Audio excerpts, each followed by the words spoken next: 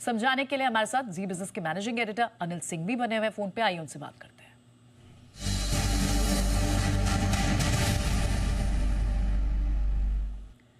Morning Anil ji, ये Trump ने जो ये नया टैरिफ बम फोड़ा है, इससे कितना बड़ा नुकसान देखना चाहिए? बाजार इसे किस तरह से लेगा आज? Good morning Priyanka. देखिए, डेफिनेटली बाजार के लिए नेगेटिव खबर है। भारतीय फार्मा कंपनियों के नेगेटिव खबर है। हालांकि इस खबर में एक चीज साफ है कि जिन कंपनियों के भारतीय कंपनियों के प्लांट अमेरिका में, अगर वो वहीं से दवाएं बनाकर बेच रहे हैं तब तो कोई दिक्कत नहीं है। दूसरी बात ये भी कि उन्होंने जो साफ लिखा है कि ब्रांडेड और पेटेंटेड इन दवाओं पर वो टैरिफ लगाने जा रहे हैं 1 अक्टूबर से। इसका मतलब है कि जो जेनरिक दवाएं हैं उन पर टैरिफ नहीं है, ये अज्यूम करके चल सकते हैं। और जैसे कि बग्गा साहब कह भी रहे थे, कुछ क्लैरिफिकेशन धीरे धीरे आएंगे, जब आएंगे तब पता चलेगा। सो मेरा ये समझना है कि जेनरिक दवाएं उससे अलग रहेंगी और भारतीय कंपनियों का जो ज्यादा एक्सपोजर है वो जेनरिक दवाओं का ज्यादा है अमेरिकी बाजारों में।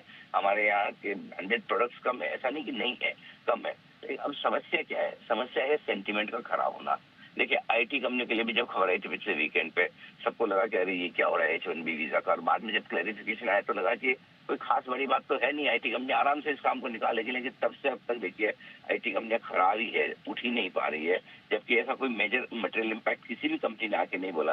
तो कुल मिला के बात यही है कि भले ही जेनरिक दवाएं हमारी कंपनियां यहाँ पर भेज रही हैं, यहाँ से अमेरिका भेज रही हैं और उसका असर कायदे से लिमिटेड ही होना चाहिए, लेकिन इस वक्त असर बजाय इसके कि फाइनेंशियली कितना होगा, मार्केट उसको थोड़ा सेंटीमेंट के लिहाज से मानकर ज्यादा चलता हुआ दिख रहा है और ये सबसे बड़ी समस्या है। तो मेरा ये समझना है डेफिनेटली फार्मा कंपनियों के लिए और बाजार के लिए आज ये मुश्किल वाला दिन तो रह गई।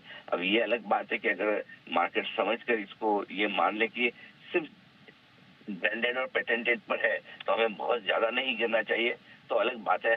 अदरवाइज थोड़ा सा मुश्किल हो रहा है। एक और चीज जो प्रियंका इंपॉर्टेंट है इसमें वो ये कि लोगों ने लगभग थोड़ी उम्मीद छोड़ दी थी कि फार्मा पर तुरंत टैरिफ लगेगा, क्योंकि पिछले कुछ समय से ट्रम्प जिस तरह से नरम होने के थोड़े संकेत दे रहे थे तो लगभग हम लोग वो नजरअंदाज कर चुके थे।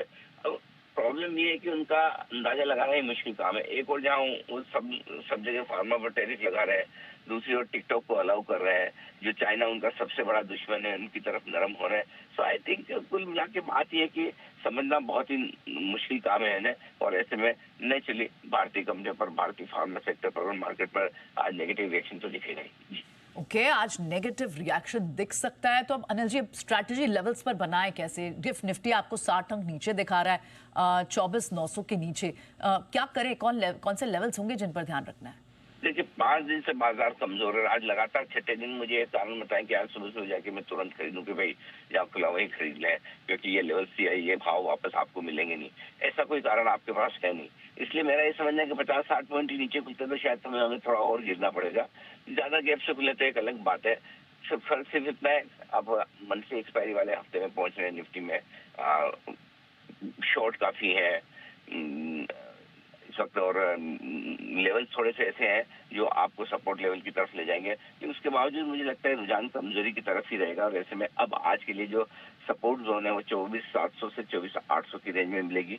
ऊपर में 24,975 से लेकर 25,085, 24,975 से 25,085, ये वो रेंज है जहाँ तक जाने की कोशिश निफ्टी की हो सकती है। अब आइए जहाँ तक सवाल बैंक निफ्टी का है, 54,400, 54,575, 54,400, 54,575 आपके लिए सपोर्ट जोन के तौर पर रहेगा। और ऊपर में 55,150 से लेकर 55,350 की रेंज है सप्लाई जोन के तौर पर, आप मानकर चल सकते हैं। जी चलिए, ठीक है, शुक्रिया ये संकेत। और आज के लिए सेंटिमेंटली किस तरह से रिएक्ट बाजार कर सकते हैं ये व्यूअर्स को समझाने के लिए शुक्रिया। बढ़ते हैं आगे। अब ये तो बड़ी खबर है ही, लेकिन कल यूएस मार्केट्स ने ट्रेड कैसे किया था?